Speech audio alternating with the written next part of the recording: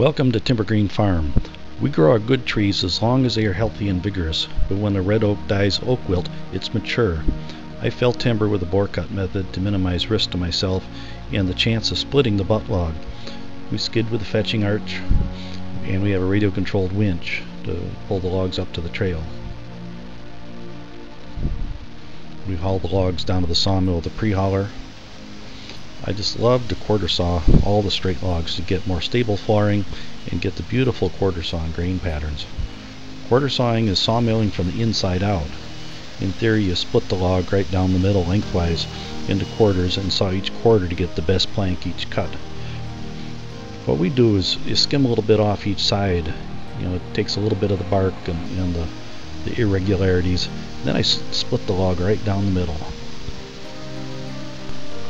I measure up from the bed to the center of the log and level the log with the bed so we get a split right down the middle of the grain. Now I rotate the two cants 90 degrees and measure again making the center of the log parallel with the bed. Now I go to the center and I move up 2-3 4/4 boards and make a cut, and I'm going to remove those two cants and set them aside for later. You can see a little bit of stress in that upper left quarter. It's not too bad, but that stress can be a problem. So we set these cants aside, and now we're just going to make the most perfect, wide, beautiful quarter sawn boards, and the heavy part of the log is on the sawmill. We don't have to handle it. We'll make the best 8 or 10 quarter sawn boards right out of the center. Then we start to resaw the cant. So we put the good side down, come up a couple boards, and cut off cants again. These are either set aside or they can go to the resaw, but we just keep working on them till they're gone. So I just make consecutive cuts of 4/4 quarter sawn boards right down to the bed. So we get very nice quarter sawn boards without having to handle heavy cants. This tree had a bad ring shake in it, which commercially makes it pretty worthless, but we'll be able to work right around that split and get very good quality. So there's the quarter sawn grain we've been after.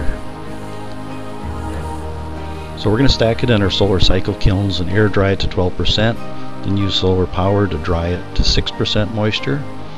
Then we're going to take it back to the edger saw and rip it into flooring blanks. Get a little bit of waste in that operation. We'll plane it one side and then go to the Log-A-Saw molder, where we're going to use that to tongue and groove the edges. So one pass through this machine and we get a very high quality, high value product. But we're only up to about $3 a square foot after all that work.